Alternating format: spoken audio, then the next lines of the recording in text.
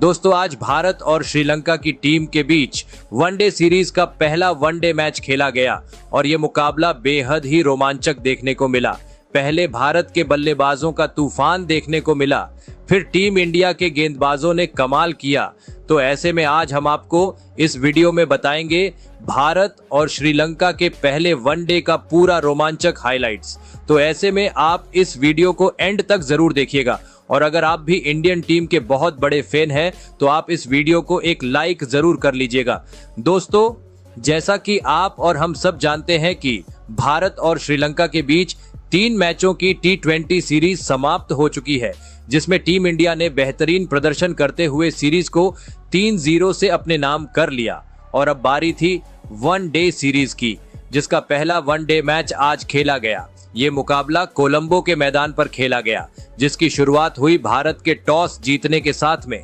भारत के कप्तान रोहित शर्मा ने टॉस जीतकर पहले बल्लेबाजी करने का फैसला किया और मेहमान टीम को पहले गेंदबाजी करने के लिए आमंत्रित किया, जिसके बाद ने भारत की टीम पहले बल्लेबाजी करने के लिए मैदान पर आई। भारत की ओर से कप्तान रोहित शर्मा के साथ में शुभमन गिल पारी की शुरुआत करने के लिए उतरे।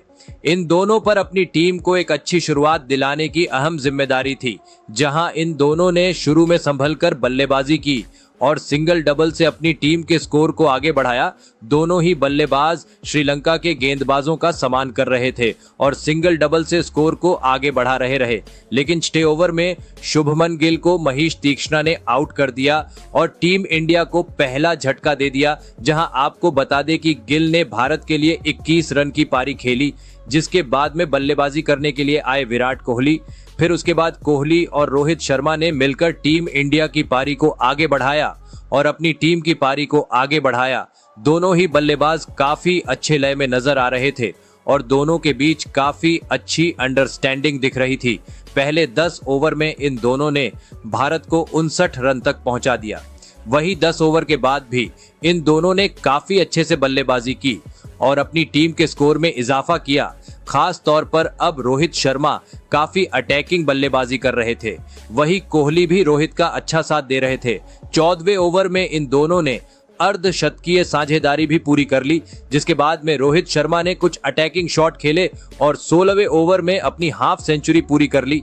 वही 18वें ओवर में इन दोनों ने टीम इंडिया को 100 रन के पार पहुंचा दिया, जिसके बाद अब कोहली ने भी अपने हाथ खोले। कोहली स्पिन और फास्ट दोनों को काफी अच्छे से खेल रहे थे। जहां बड़ा शॉट खेलने का मौका मिल रहा था उसका वो भरपूर फायदा उठा रहे थे, वही अच्छी गेंद का सामना कर रहे थे, जिसके वजह से अब प्रेशर साफ तौर पर श्रीलंका के ऊपर नजर आ रहा था। जिसके बाद देखते ही देखते विराट कोहली ने भी 22वें ओवर में अपनी हाफ सेंचुरी पूरी कर ली, वो भी 54 गेंदों पर। वही उसके बाद पारी के 25वें ओवर में इन दोनों ने शतकीय साझेदारी भी पूरी कर ली और अब ये दोनों भारत को एक अच्छे पोजीशन में ले जाते हुए नजर आ रहे थे। दबाव साफ तौर पर श्रीलंका पर झलक रहा था। अब श्रीलंका को एक विकेट की जरूरत थी, जहां कोहली और रोहित ने 30 ओवर की समाप्ति तक इंडिया की टीम को 174 रन तक पहुंचा दिया था। अब रोहित शर्मा तेजी से अपने शतक की ओर बढ़ते हुए नजर आ रहे थे, वही कोहली भी उनका अच्छा साथ दे रहे थे। जहां 32वें ओवर में रोहित शर्मा ने अपनी सेंचुरी पूरी कर ली, वो भी सिर्फ 104 गेंदों पर, लेकिन उसके बाद में रोहित ज्यादा देर तक नहीं टिक पाए और बड़ा शॉट खेलने के चक्कर में हंसरंगा का शिकार बन गए।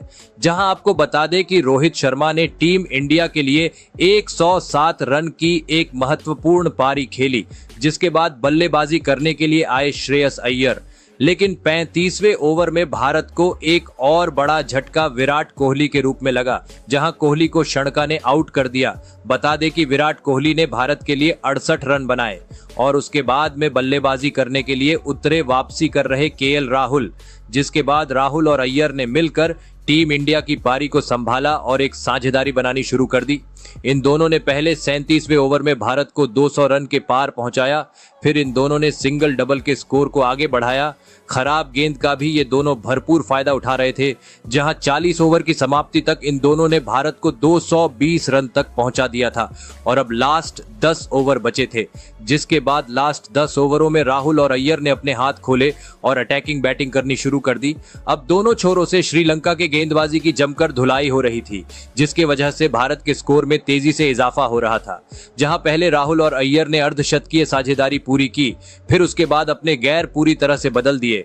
ये दोनों 360 डिग्री बैटिंग कर रहे थे, जिसके वजह से श्रीलंका के गेंदबाज अपने ऊपर काफी दबाव महसूस कर रहे थे।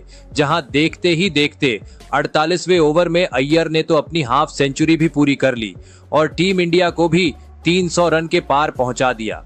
जिसके बाद अंतिम 2 ओवर में राहुल ने अपने हाथ खोले और 30 रन अकेले राहुल ने जड़कर अपनी 50 भी पूरी कर ली। राहुल और अय्यर की इसी शतकीय साझेदारी के वजह से भारत की टीम 50 ओवर में 332 रन बनाने में कामयाब हो पाई, जहां अय्यर ने 57 और राहुल ने 59 रन बनाए। अब श्रीलंका को जीतने के लिए 333 रन की जरूरत थी, जो कि इतना आसान काम तो नहीं था, क्योंकि सामने टीम इंडिया की टॉप क्वालिटी की गेंदबाजी थी। जिसके बाद में श्रीलंका की टीम इस लक्ष्य का पीछा करने के लिए मैदान पर उतरी।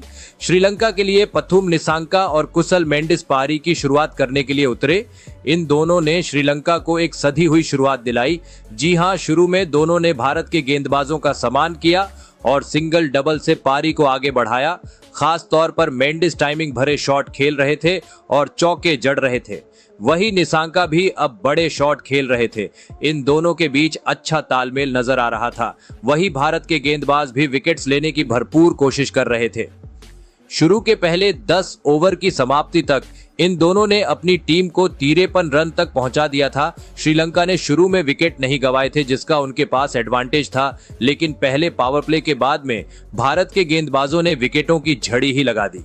12वें ओवर में कुलदीप यादव ने दोनों ओपनर बल्लेबाजों को आउट किया, जहां मेंडिस ने 34 और निसांका ने 38 रन बनाए।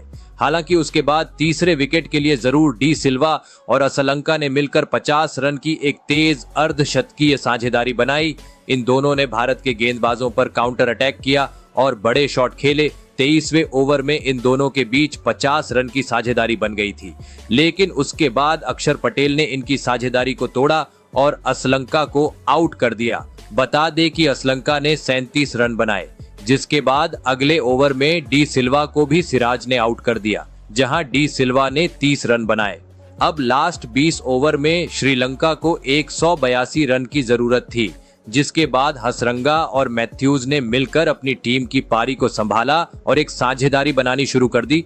दोनों काफी अच्छे लय में दिख रहे थे, जिसके बाद अंतिम के कुछ ओवर में हसरंगा और मैथ्यूज ने मिलकर जरूर कुछ बड़े शॉट खेले, लेकिन रन बहुत ज्यादा थे, जिसके वजह से भारत के गेंदबाजों के पास बेनिफिट था।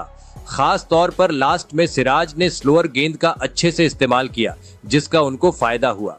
सिराज ने 43वें ओवर में श्रीलंका को 2 झटके दे दिए और इंडिया की जीत को भी सुनिश्चित कर दिया।